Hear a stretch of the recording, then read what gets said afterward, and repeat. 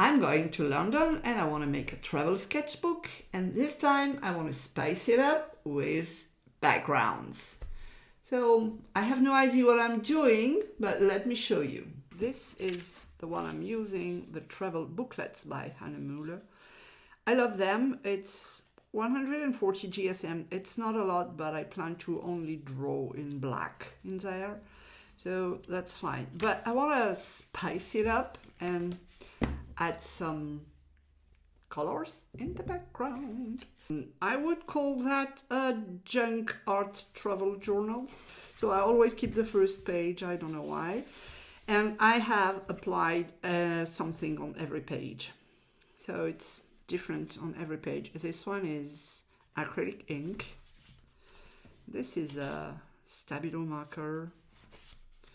This is acrylic ink and a bit of clear gesso and a bit of translucent paper. There is a tooth to it. I'm not sure it will be good for drawing on it, but we'll see. Some acrylic paint, I guess. Some Neocolor with butter. I had to do something red because, you know, something is red in London. Some acrylic ink. Pretty messy. Acrylic paint with a wedge, a messy acrylic thing, some glued craft paper, watercolor, some soft pastel that I have sprayed with fixative, another Neocolor, and some random piece of paper I have glued. More soft pastels, more glued paper, but still this tooth with the clear gesso. I'm not so sure about this one. Watercolor and paper. Soft pastels. This one might be a bit strong for a background now that I look at it.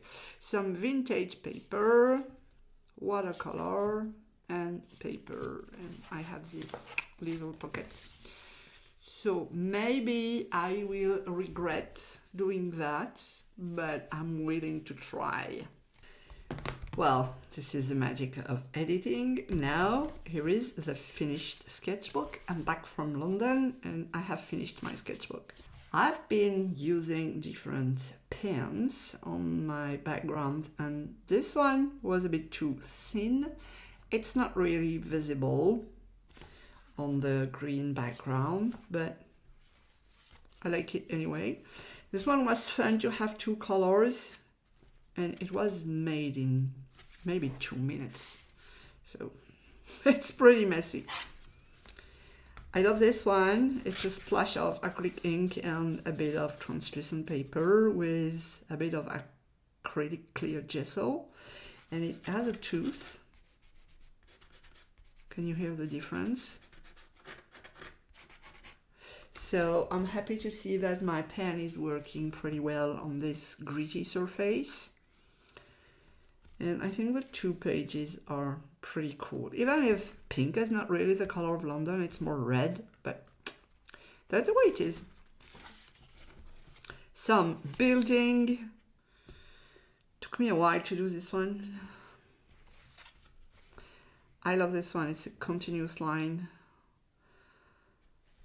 The view on the Thames. Yeah, pretty cool, but you really don't see it's London. Could be pretty much anywhere. This, I have mixed feelings, because the yellow is a bit too strong, even if I like the idea of having kind of spaghettis on the paper, but the yellow, no. And I regret doing those black lines, but that's a wait. This one, pretty easy, 2 minutes too. Yeah. This one's fun. It's, you know, in the museum sometimes you have activities for kids where you place a sheet of paper on some engraved thing and you rub with a colored pencil. So this is what I did, and I glued the paper. I tried to do it directly in my sketchbook, but it's a bit too thick for that. Like this one, pretty nice. It was tough. 2 statues. I love this one. It was a good idea to have a blue and green. Yeah, I think this one works pretty well. This one this one is working well. I don't want to have problem, so I guess you saw it. It's a Modigliani. Some clock on top of an elephant. This is pretty random. Love this one, not so fond of the yellow, but yeah, it's interesting to have pasted some paper here and to get this view of the cast court. The Victoria and Albert Museum is really a cool place to visit. This is interesting as well. It's soft pastel and it was very well fixated, so I could draw on top of it, no problem. Drawing on top of gold paper with acrylic gesso. Oh, looks very well, and the paper was printed a bit, so it adds dimension. Sorry for Kate, she's ugly on my drawing, but you've got the idea. It was trooping the colors. So I saw this guy. He was preparing before the parade. And I drew it in a continuous line, so it's a bit wonky, but I like it anyway. And this one I drew it after from a photo, because I didn't see them so close, of course.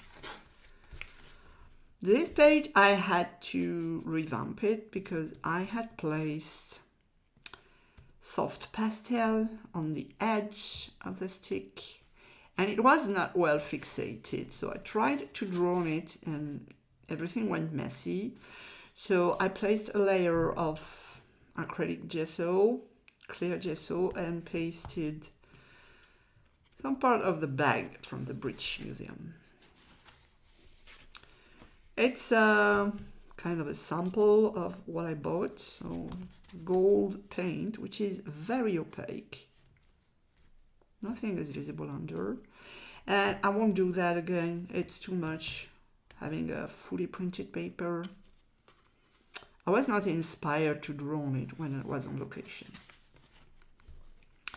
This one was cool, pretty classic, I would say, with the yellow and ochre background.